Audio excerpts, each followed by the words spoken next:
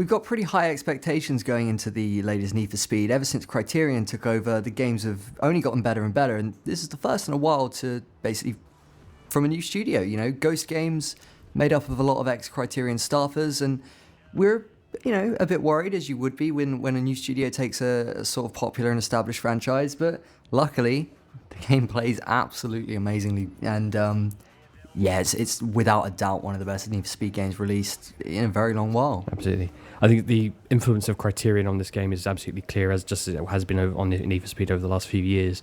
Even though it's left that studio, there's still a number of people who used to work at Criterion working on with Ghosts and working on Rivals, and that's absolutely evident in some of the gameplay you see here, the kind of the slidey Need for Speed driving and the incredible crash physics and animations as well. Yeah, I think one of the things the Xbox One absolutely nailed on launch day was just the breadth of experiences were on offer, and I think Forza's there, it's there for your hardcore sim fanatics, but you've also got this Need for Speed game that not only is it one of the best looking games on the console, it also plays absolutely amazingly, and I think if you're a little bit disappointed with Forza's sort of lack of dynamic maps or the lack of sort of night and day cycles and things like that, we got Need for Speed here, and it's ticking all of the right boxes. Yeah, it's also a really great looking game. I mean, it maybe doesn't quite hold up to Forza levels, but I think it's definitely an improvement on what we might have expected from 360. I sort of feel like it's going after a different sort of visual feel. So,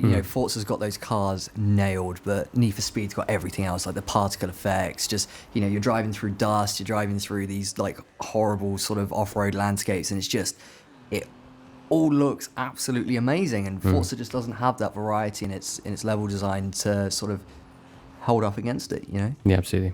And just tonally, I think it just looks really awesome as well. It's got a great tone to it, the kind of slight filter on the camera. So yeah, it's a great looking game, highly recommended. We've given it 8 out of 10.